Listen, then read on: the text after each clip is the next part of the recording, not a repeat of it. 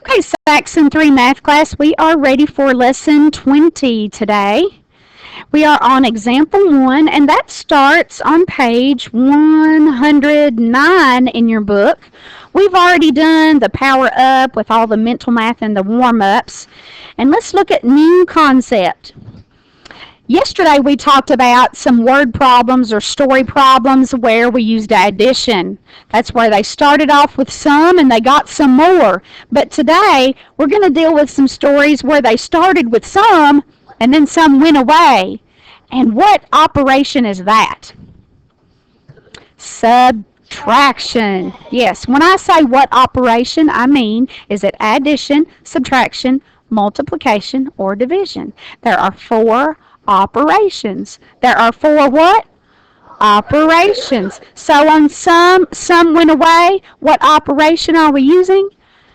Subtraction. Good. Now we're ready for the first example. Rebecca had $65. Then she spent $13. How much money did Rebecca have left? Well, this is how I would write it. She had $65. Sounds like birthday money to me. She spent, that means I have to subtract, right? $13. And we don't know how much money she had left. We have to figure it out. Here we go. We've lined up our 1s and our 10s, Jordan. 5 minus 3. 6 minus 1. What's going to happen if you leave your answer just like this? You're going to miss a point for your dollar sign, aren't you? You have to put your dollar sign. Very good. So let's see if they did the same way. They actually put a box. You know, if we wanted to, we could have done it like this and written it horizontally. We could have said $65 minus $13 equals D for dollars, couldn't we? And then at the end, we would say D equals $52. Awesome. Let's try another one. Write a number sentence for each story. And we just said that a regular sentence that you would use in English class has to have what? A period or some kind of end mark. But a number sentence in math has to have an equal sign, right? Does anybody remember what we call those? Instead of a number sentence, what's a better math term? An equation. Equation. It kind of sounds like equal, doesn't it? Equation. All right. A. Donald had $26. He spent $12 on a new game. How much money did he have left? Let's set up our number sentence, or let's set up our equation. 26 minus 12 is what I have to remember. Here we go. $26 minus $12 equals, how about A for Abigail? Now off to the side, I have to do my math to prove my answer. I can't just write A equals. I have to prove it, okay? So now I have to write it off to the side vertically, okay? $26 minus $12. Let's do it. 6 minus 2,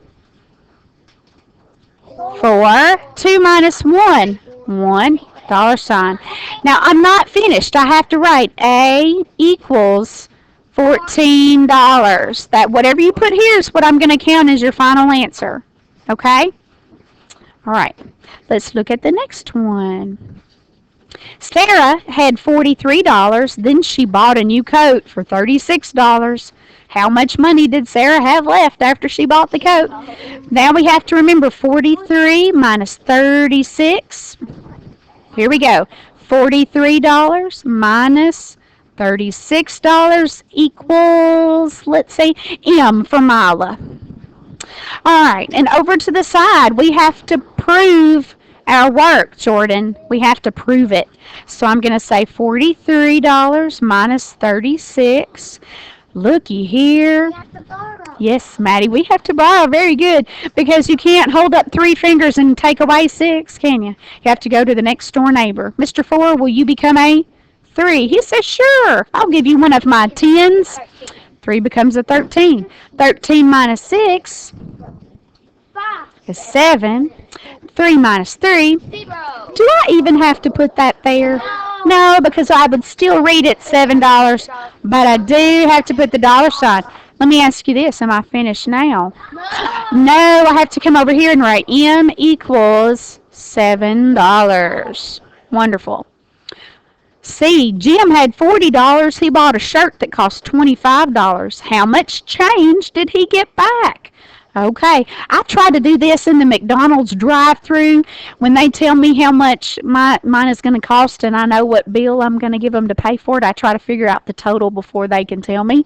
It's kind of like mental math practice. Okay, so let's see. $40 and he spent $25 equals, let me see this time, J for Jordan. So now I have to prove my work. $40 minus $25. Here we go. Sydney, 0 minus 5. What's that J for Jordan? No.